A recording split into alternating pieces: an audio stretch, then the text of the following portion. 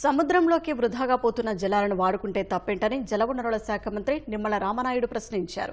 రాజకీయ ఉనికి కోసం కొందరు రాద్ధాంతం చేస్తున్నారని ఆగ్రహం వ్యక్తం చేశారు.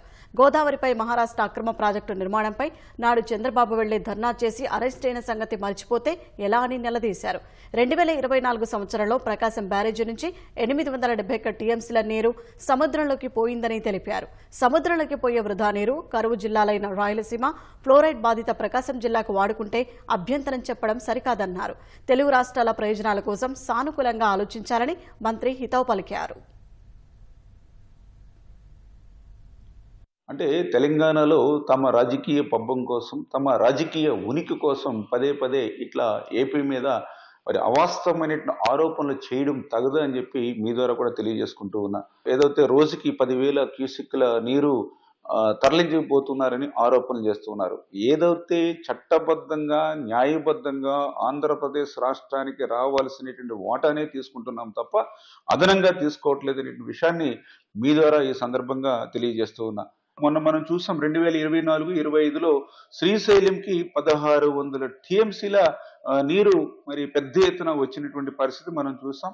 ఏదైతే ఆ యొక్క కృష్ణా నదికి దిగువన ఆకరణ ఉన్నటువంటి ప్రకాశం బ్యారేజ్ ఏదైతే ఉందో ఆ ప్రకాశం బ్యారేజ్ నుంచి 871 టీఎంసీలు వృధాగా సముద్రంలోకి, బంగాళాఖాతంలోకి, ఉప్పు నీరులోకి కలిసిపోయినటువంటి పరిస్థితి. వృధాగా సముద్రంలోకి పోవడం కంటే ఏదైతే అదనంగా వచ్చినటువంటి ఆ వరద జలాల్ని అత్యంత వెనకబడినటువంటి కరువు జిల్లాలైనటువంటి రాయలసీమకు, అదేవిధంగా ఫ్లోరైడ్ బాధితులు పెద్ద ఎత్తునటువంటి ప్రకాశం జిల్లాకు మరి ఆ వరద జలాల్ని ఉపయోగించుకుంటే తప్పేంటో మరి ఈవేళ మరి మీరు కూడా సమాధానం చెప్పాల్సినటువంటి అవసరం అయితే ఖచ్చితంగా ఉంది.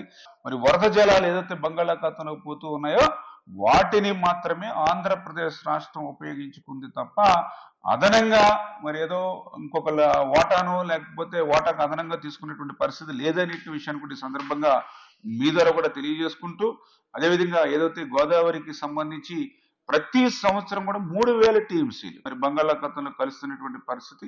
అటువంటి వృధాగా పోయేటువంటి గోదావరి వరద జలాలు 3,000 టీఎంసీల నుంచి 200 టీఎంసీలు తీసుకుని ఒక్క సంవత్సరం సమృద్ధిగా వర్షాలు పడితే మళ్ళీ 2-3 సంవత్సరాలు వర్షాలు లేకపోయినా కూడా మేనేజ్ చేయొచ్చు అనే ఉద్దేశంతో ఆ 200 టీఎంసీలు వృధాగా సముద్రంలో పోయే నీటిని ఉపయోగించుకుంటామంటే మరి దాన్ని కూడా రాజకీయం చేయడం తగదు అనే విషయాన్ని కూడా ఈ సందర్భంగా మీ ద్వారా అందరూ కూడా తెలియజేస్తారు.